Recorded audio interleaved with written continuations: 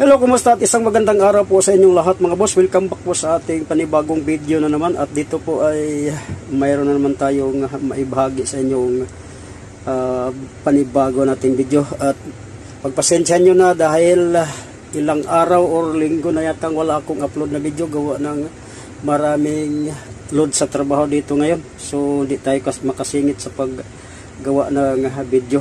At ngayon ay medyo lumuwag na ng konti, kaya ayan, balik na naman tayo sa ating kasalukuyang ginagawa. So dito ay mayroon naman akong ginagawang unit na Isuzu NPR. So ayan po, ang concern nito ay aircon na list cooling.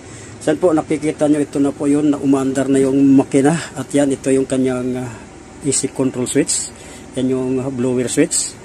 Then dito ang napansin ko ay yung kanyang setting ng air recirculation ay nakasit sa outside or sa labas.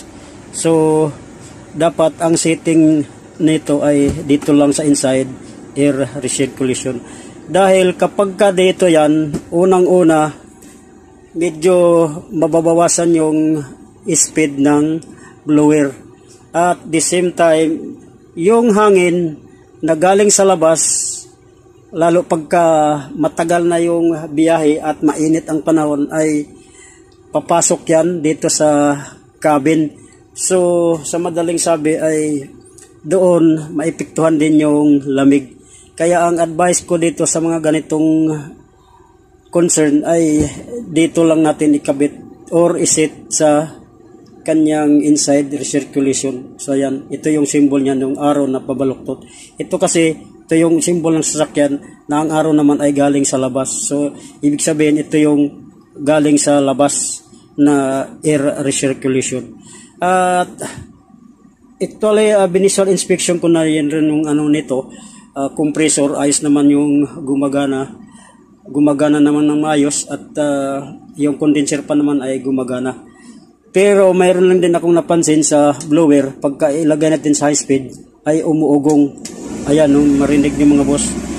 So pagka ganyan ay maaari pong madumi yung blower pan at yung AC filter. Meron kasing AC filter to, dalawa.